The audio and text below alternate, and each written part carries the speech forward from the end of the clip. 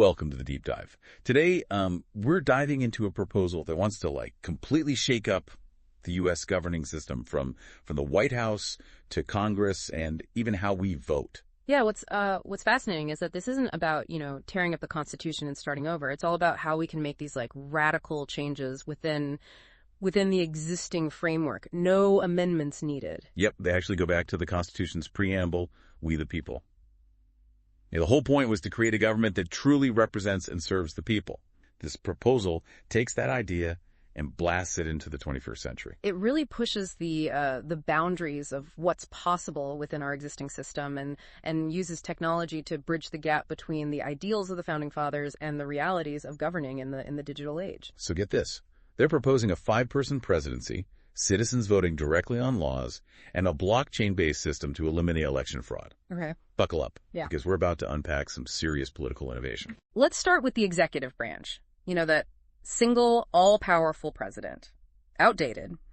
They propose an executive decision council, instead 5 members, each a specialist in a critical area, like foreign policy, the economy, national security, you name it. Okay, so instead of one person making all the calls, you'd have a team with diverse expertise working together to make decisions. That sounds pretty interesting, but would that even work? Well, the proposal argues that requiring at least 3 out of 5 council members to agree on major decisions would lead to more balanced and carefully considered choices.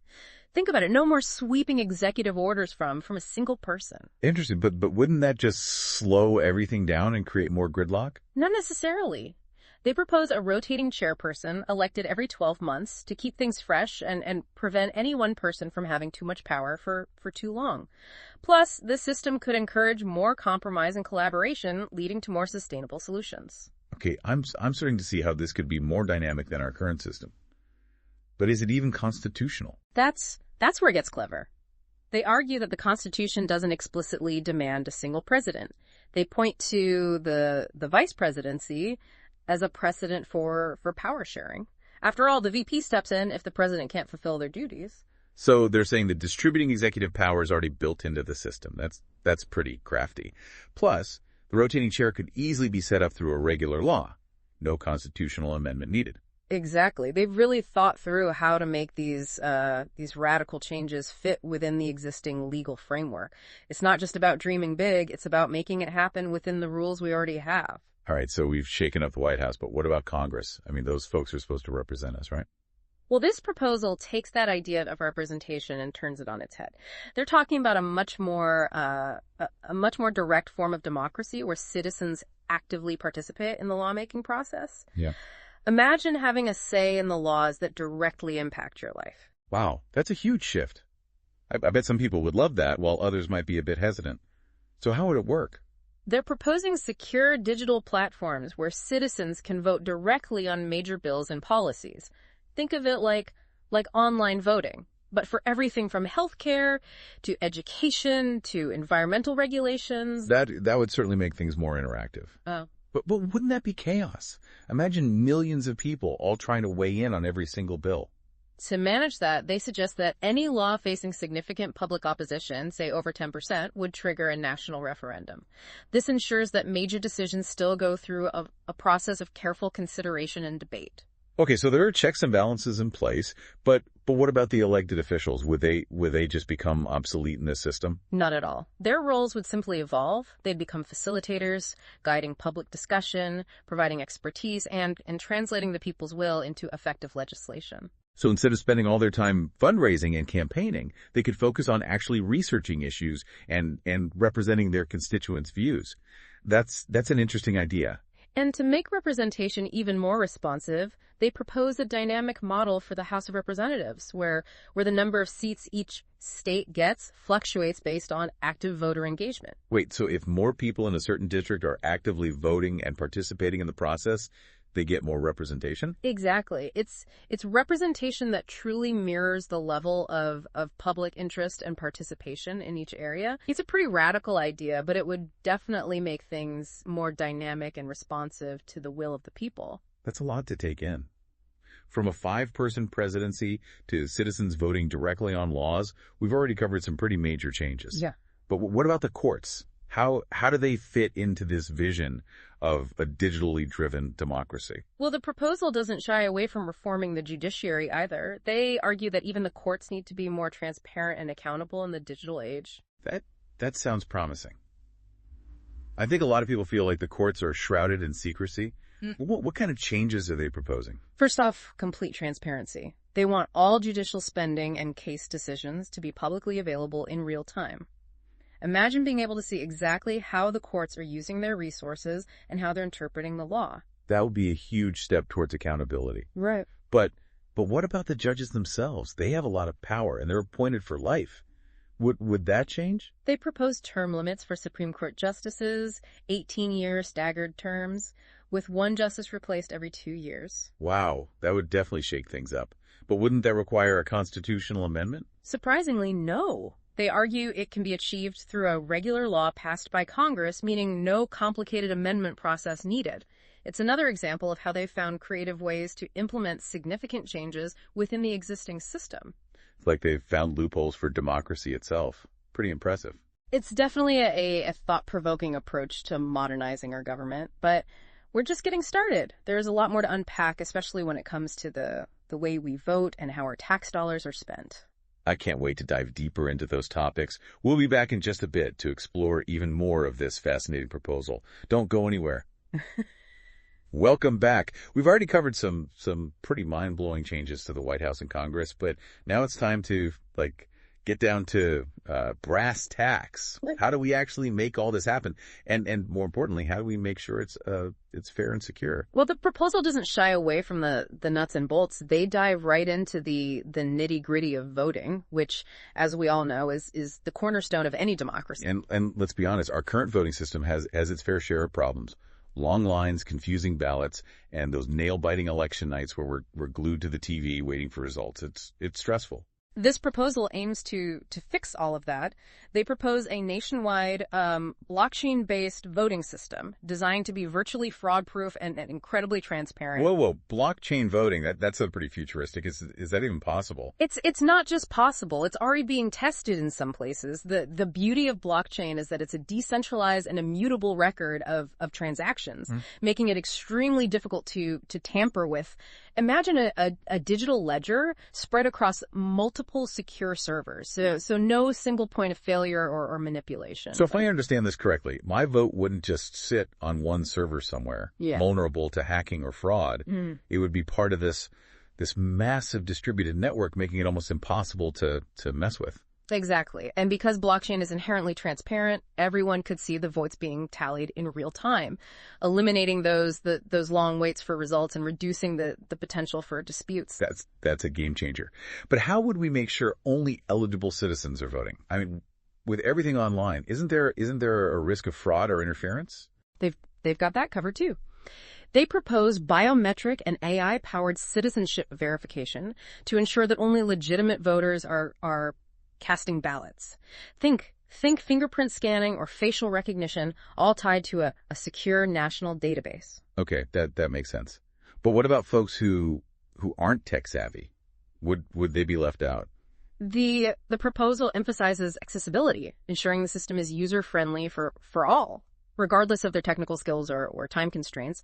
They envision options like in-person voting centers with trained assistants and even mobile voting units for those who can't easily travel. So they're really trying to make sure everyone has equal access to the system. That's important. But we've all heard stories about hackers and election interference. How can we be sure this system would be truly secure? That's a valid concern, and the proposal addresses it head on. They advocate for robust cybersecurity measures, independent audits, and ongoing monitoring by experts to identify and address any potential vulnerabilities. It sounds like they've really thought this through from all angles. But let's move on to another big topic. Money. Specifically, our tax dollars and where they go. Ah, yes, the age-old question of how our government spends our money. The proposal takes aim at the lack of transparency and accountability in our current system. They argue that citizens deserve to know exactly how their money is being spent and to have a say in how it's allocated. I think most people would agree with that. It's our money after all. So what's their solution? They propose a radical idea. a public budgeting dashboard where every taxpayer can see in real time where their tax dollars are going. Imagine being able to track every dollar, from education funding to infrastructure projects, all in one easy-to-use platform. Wow, that would be amazing. No more digging through confusing government reports or trying to decipher complex budget documents. It would be like online banking, but for our taxes. Exactly. And it goes even further. They suggest giving citizens direct control over a portion of the national budget through participatory budgeting. Think of it like a giant online poll where taxpayers can vote on which areas they want to prioritize, like healthcare, education, or renewable energy. Well, that's taking democracy to a whole new level. But wouldn't that be incredibly complex to manage? It would definitely require a sophisticated system, but they argue that it's achievable with today's technology. They envision a platform that breaks down budget options into clear, understandable choices, allowing citizens to make informed decisions about their priorities. Okay, I'm starting to see how this could work, but how would we prevent manipulation or special interest groups from swaying the vote? They propose strict transparency rules and independent oversight to ensure fairness and prevent any undue influence. They also suggest incorporating educational resources and public forums to help citizens understand the budget process and make informed choices. This all sounds pretty groundbreaking, but let's face it, our current political system is dominated by two major parties. Would this proposal change that? That's a key question, because as you said, the two-party system is deeply ingrained in our political landscape. However, this proposal takes aim at that very structure. Yeah. They argue that the current system fosters gridlock, polarization, and a focus on party loyalty over actual policy solutions. So they're not just tweaking the system, they're proposing a fundamental shift in how we approach politics. That's ambitious. But what would they replace it with? They envision a more decentralized and issue-driven political landscape where candidates earn their way onto the ballot through direct citizen support rather than relying on party endorsements. So no more party primaries or conventions. That's a huge change. How would candidates even get their names out there without the backing of a major party? They propose a system where any candidate who gathers enough signatures from registered voters can appear on the ballot. This means individuals with strong grassroots support and compelling policy ideas could bypass the traditional party machinery and appeal directly to the people. That's an interesting idea. It would certainly open up the playing field and give independent candidates a real chance to compete. But wouldn't that lead to a chaotic free-for-all with hundreds of candidates on every ballot? To manage that, they suggest a combination of ranked choice voting and issue-based platforms. Okay, break that down for me. How would those work? Ranked choice voting allows voters to rank candidates in order of preference. If your top choice doesn't get enough votes to win, your vote automatically goes to your second choice, and so on. This ensures that the winner has broad support and reduces the need for strategic voting. That makes sense. And what about issue-based platforms? This means candidates would campaign on specific policy positions rather than just vague party slogans voters could then choose based on which policies align with their values, leading to a more informed and engaged electorate. That's a refreshing change. Instead of just voting along party lines, we could actually focus on the issues that matter most to us. But wouldn't this just shift the power from parties to wealthy donors who can fund independent campaigns? That's a valid concern. Yeah. Which is why the proposal also tackles campaign finance. They advocate for publicly funded campaigns with strict spending limits and transparency rules. So no more big money donors calling the shots. The idea is to level the playing field and reduce the influence of special interests. They envision a system where campaign funding comes primarily from small donations by individual citizens, giving ordinary people a greater voice in the political process. This all sounds pretty amazing, but I'm sure some people would argue that it's too idealistic or even unrealistic. It's certainly a bold vision, and it would require significant changes to our political culture and institutions. But the authors of this proposal argue that it's not only possible, but necessary if we want to create a more responsive, representative, and resilient democracy in the 21st century. It's definitely a lot to think about. Yep. We've covered everything from blockchain voting to participatory budgeting and a complete overhaul of our political party system. We've only scratched the surface of this fascinating proposal. And I'm sure our listeners have a lot of questions and thoughts. We do encourage you to explore the full document and dive deeper into these ideas. It's a thought-provoking blueprint for a future where technology empowers citizens and government truly reflects the will of the people. So as we wrap up part 2 of this deep dive, we want to hear from you. What are your initial reactions to these proposals? What excites you? What concerns you? And what questions do you have? Share your thoughts. And we'll be back soon for the final part of this episode, where we'll explore the potential implications and challenges of such a radical transformation of our government. Don't go anywhere. Welcome back to the deep dive. We've taken you on a whirlwind tour of a proposal that envisions a radical overhaul of the U.S. governing system, from a 5-person presidency to citizen-led budgeting and a complete reimagining of political parties. It's a vision of a future where technology empowers citizens to participate directly in shaping their government, making it more transparent, accountable, and responsive to the needs of the people. But as we've explored these ideas, I'm sure many of you are wondering, is this all just a utopian dream, or could it actually work in practice? What are the potential benefits and drawbacks of such a dramatic shift? Those are the $1,000,000 questions, and there are no easy answers. The truth is, any system of governance, no matter how well-intentioned, has its strengths and weaknesses. This proposal is no exception. So let's play devil's advocate for a bit. What are some of the potential benefits of moving towards this more digitally driven, citizen-centric model of government? Well, one of the most obvious benefits is increased citizen engagement. If people feel like they have a direct say in the decisions that affect their lives, they're more likely to participate in the political process.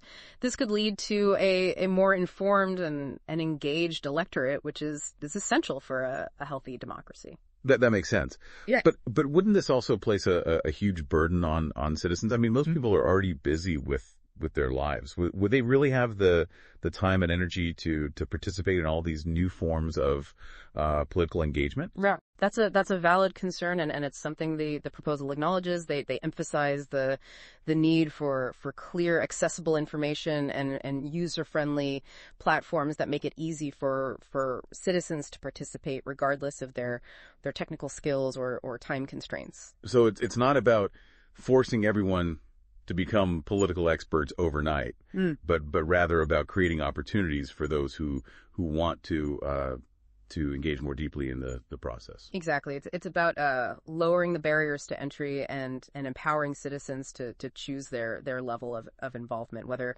it's voting on a specific bill or simply staying informed through the budgeting dashboard. Okay, so increased citizen engagement is a potential plus. But what about the risk of manipulation? I mean, we've all seen how social media can be used to spread misinformation and sway public opinion.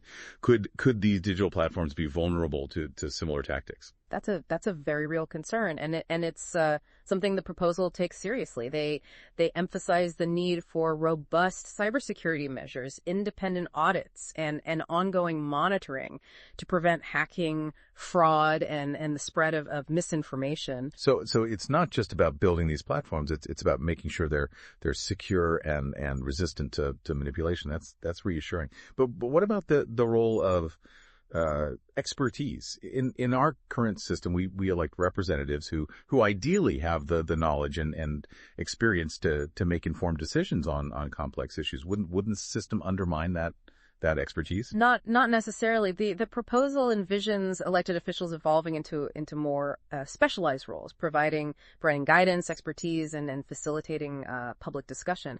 They would still play a crucial role in shaping policy, but their power would be more balanced with the input of informed citizens. So it's not about replacing expertise, but rather about integrating it into a more collaborative decision-making process. Yeah. That's an interesting approach. But let's talk about something else. Speed and efficiency. Our current system is notoriously slow and gridlocked. Could this new system actually make things move faster? That's a tough one to answer. It's possible that the direct democracy elements, like citizen voting on bills, could streamline certain aspects of the legislative process. However, it could also lead to new forms of gridlock or delays as more voices and perspectives are brought into the mix. So it's a trade-off. Potentially more democratic and responsive, but also potentially more complex and time-consuming. Exactly. There are no silver bullets when it comes to governance. It's all about weighing the potential benefits and drawbacks and finding the right balance for the specific context. Okay, that makes sense. But let's not forget about the elephant in the room: political parties. They wield enormous power in our current system. Would this proposal truly diminish their influence? That's one of the most ambitious and potentially controversial aspects of the proposal. It aims to shift power away from national parties and towards individual candidates and citizen-led movements. But wouldn't parties simply adapt to this new system? I mean, they're pretty good at finding ways to maintain their influence. It's certainly possible that parties would find ways to adapt and exert influence within this new framework. However, the decentralized nature of the proposal, with its emphasis on grassroots support and issue-based campaigns, could significantly alter the political landscape. So it's not about eliminating parties altogether, but rather about creating a system where their power is more balanced with the voices of individual citizens and diverse political movements. Precisely. It's about creating a more level playing field and fostering a more dynamic and responsive political ecosystem. That's a fascinating vision. Yeah. But as with any major change, there are bound to be unintended consequences. What are some potential downsides or challenges that we should be aware of? One potential challenge is the risk of tyranny of the majority. In a system where citizens have more direct control, it's important to ensure that minority rights are protected and that all voices are heard, not just the loudest or most numerous. That's a crucial point. The proposal does address this by emphasizing the need for strong constitutional protections, independent oversight, and mechanisms for minority representation. Mm-hmm. However, it's something that would need to be carefully monitored and addressed. Another challenge is the potential for voter fatigue. If citizens are constantly being asked to vote on complex issues, they may become overwhelmed or disengaged. This could lead to lower voter turnout or decisions made without sufficient information or deliberation. So it's important to find the right balance between empowering citizens and overwhelming them with too many choices. Exactly. The proposal suggests focusing direct democracy elements on key issues and using representative mechanisms for more routine or technical matters. That seems like a sensible approach. We've covered a lot of ground today, exploring both the potential benefits and challenges of this radical proposal. It's clear that there are no easy answers, and that any major change to our system of governance comes with risks and rewards. The key takeaway here is that this proposal isn't just about specific policies or technologies. It's about sparking a broader conversation about the future of our democracy and how we can make it more responsive, representative, and resilient in the face of rapid technological change and societal evolution. It's a call to action for all of us to engage in the difficult but essential work of imagining and building a better future for ourselves and generations to come. So as we conclude this deep dive, we leave you with this question that what kind of democracy do we want to create for the 21st century and beyond? Thank you for joining us on this thought-provoking journey. We hope this deep dive has equipped you with the knowledge and insights to participate in this crucial conversation. We'll be back soon with another exploration of the ideas and innovations shaping our world. Until then, keep those minds open and those conversations flowing.